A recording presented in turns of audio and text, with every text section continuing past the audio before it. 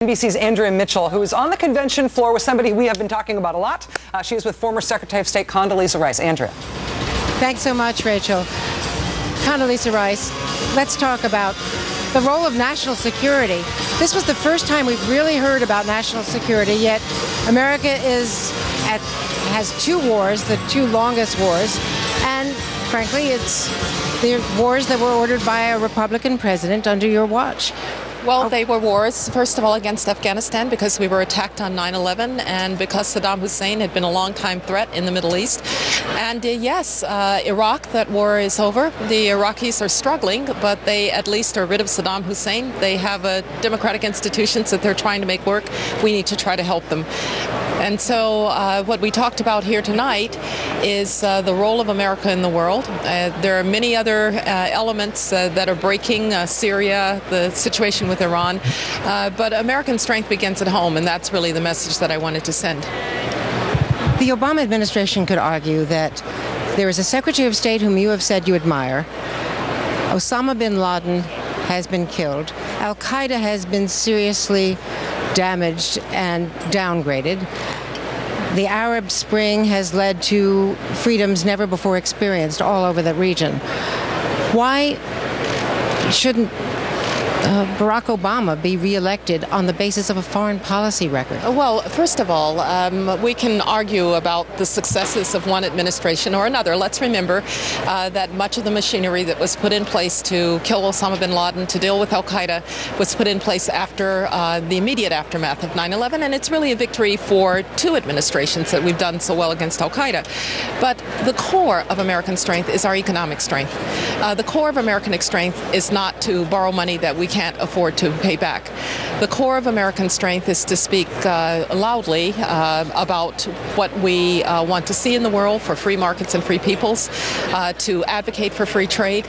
And so the case here is that this is a ticket, Paul Ryan and Mitt Romney, that will bring those strengths because they understand the nature of American exceptionalism. What advice do you have for Mitt Romney as to whether we should take military action against Iran either now or after November? Well, this is a question that really can't be answered by someone who's running for president. This is a question that only the current president of the United States can answer, and we will only have one president at a time. And so I really believe that candidates need to talk about their principles, talk about the decisions, the basis on which they will make decisions, talk about the strengths of the United States in terms of our values, in terms of our economy, in terms of our sense of who we are, because no one can really know what the circumstances are going to look like on January 21st. You just have to have confidence in the integrity and the decision-making skills of the person who's in the Oval Office on that day. Dr. Rice, in your speech tonight... Andrea, can I ask a question? It's Chris Matthews. Yes, Chris. Andrea, could you ask the Secretary, her speech was so overpoweringly positive, but was it kind of a rejoinder to all the birtherism and the narrowness that she's heard in her party? Your speech, Chris Matthews is saying, was so powerful and so positive.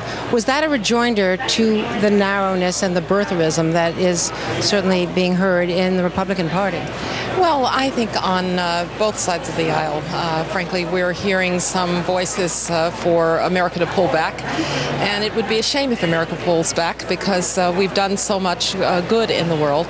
I did want to send a message that we have broad responsibilities to the world, but broad responsibilities here at home too, to educate our people, to continue to welcome immigrants. And so that was the theme of the speech, and I had a great audience. It was well received. You said in your speech, Dr. Rice, that a child born in the most segregated large city in the South, whose parents could not get you a hamburger at Woolworths, taught you that you could be anything you wanted to be, including President of the United States and, of course, Secretary of State. You said specifically President of the United States. I know you've said you had no political ambitions, but that was a noticeable aspirational comment? Well, I've said it many times. I think my father thought I might be President of the United States. I think he would have been satisfied with Secretary of State.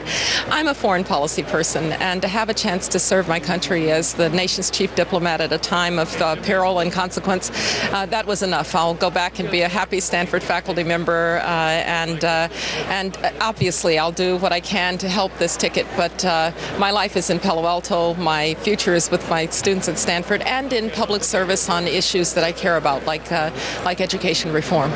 And do you feel that there has been a very troubling question of race and of prejudice in this campaign by the birther movement and those who espouse it? The birther movement is an extreme, and there are extremes on both sides of the political spectrum. The great majority of people here, I think the great majority of people in the United States of America, believe that we are one America. We're not an America that is riven by race, although obviously race is still a factor in our lives.